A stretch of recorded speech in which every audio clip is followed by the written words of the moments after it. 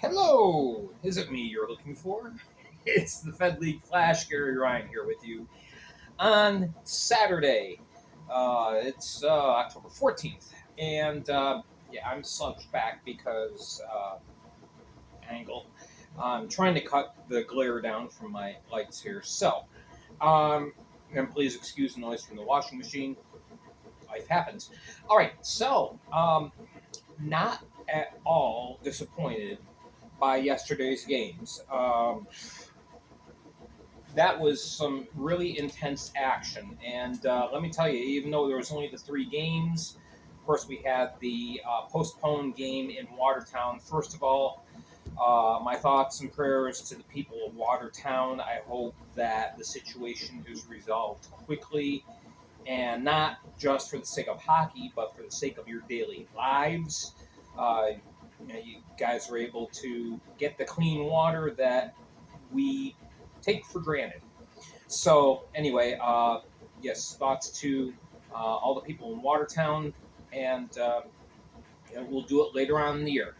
All right, so first game up, three games, and all these games ended up being pretty intense. Motor City and Port Huron. The first battle in Michigan, first of 19, and they will play again tonight. Uh, wow. This is a classic case of the game is 60 minutes long, not 52 minutes long. First 52 minutes of this game, Port Huron had control. They led 2-0. Ian Wallace was standing on his head, had a shutout going through, I believe it was 32 shots, um, which was good to see because he was kind of a late addition to the Prowlers, but he did great. The Prowlers know what they have in Ian Wallace. He's been there before, and he put on a really good show. So yeah, first Brendan McCard scored, and then Dalton J adds to his total, and we have a 2-0 game into the third, halfway through the third, and then all of a sudden Motor City turned it on, and Brad Ryder opened up the floodgates. 12 minutes in, excuse me, that was a power play goal. Dante Suffredini adds a power play goal 3 minutes later. This was the key to the game. Port Huron, and this happened to them a lot last year. They played really, really well and really solid the first two-thirds, three-quarters of the game, and then they start getting in the penalty trouble. And not with egregious penalties, but just little 2-minute deals. But it adds up. So it's 2-2, and we go to overtime after surrendering two goals in the second period. Trevor Babin settled in and ended up getting the saves that he needed. So, yeah, in the overtime, a minute 13 in, Scott Koash, last year's scoring leader for the team, he puts it away. It's 3-2 Motor City. Shots were 42-24 in favor of the Rockers. Again, Wallace played a fantastic game.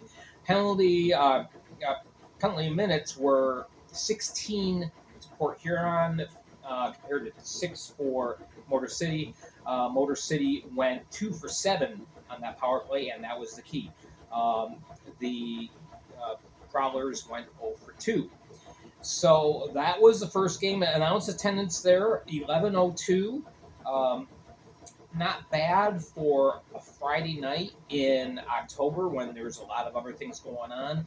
Attendance for all these teams are going to pick up once we get into mid to late November, so nothing to worry about here.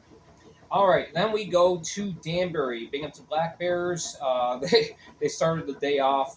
Their bus broke down, and so they ended up having to travel to Danbury via car. And thank God it's only about a 3-hour drive, but it does take you out of your routine.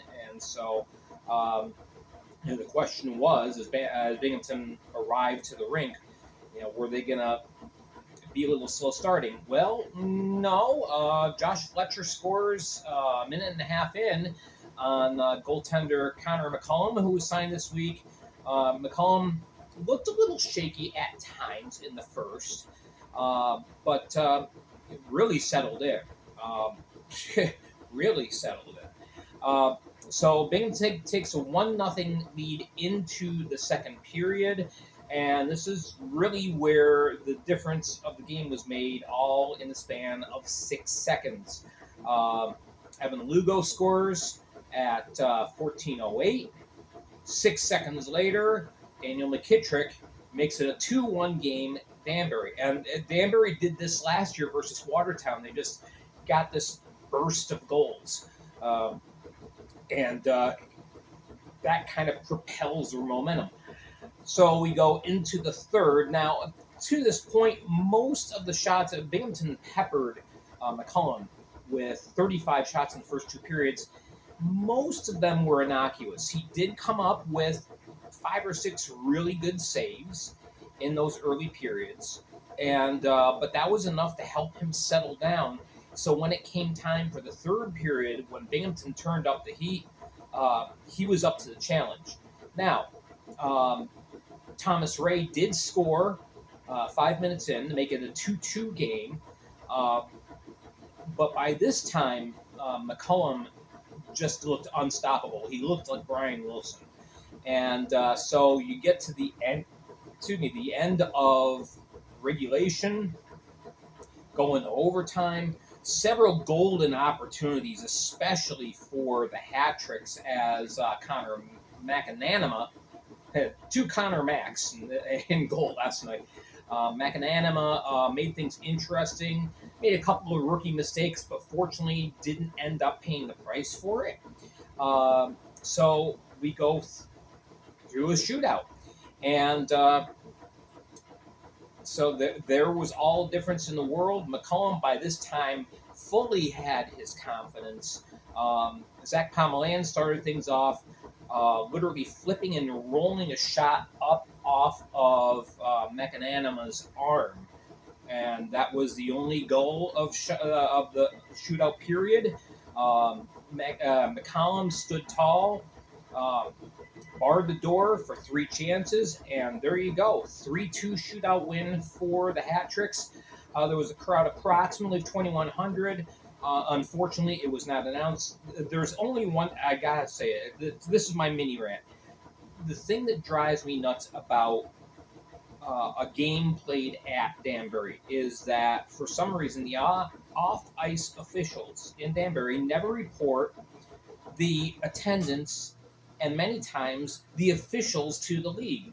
So even this morning, there's nothing on the league website. We have no idea what the announced attendance was. We have no idea who officiated the game. The officiating, from if you're a Danbury fan, you could say it was a little one-sided because uh,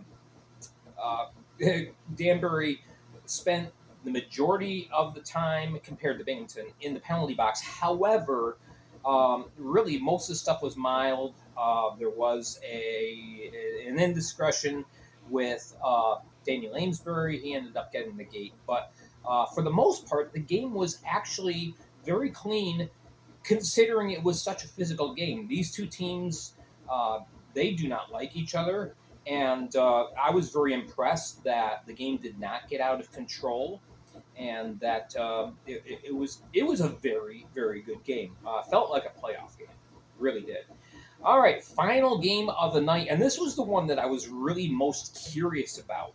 What was things going to be like at the Apex Center for the Blue Ridge Bobcats as the Mississippi SeaWolves come into town?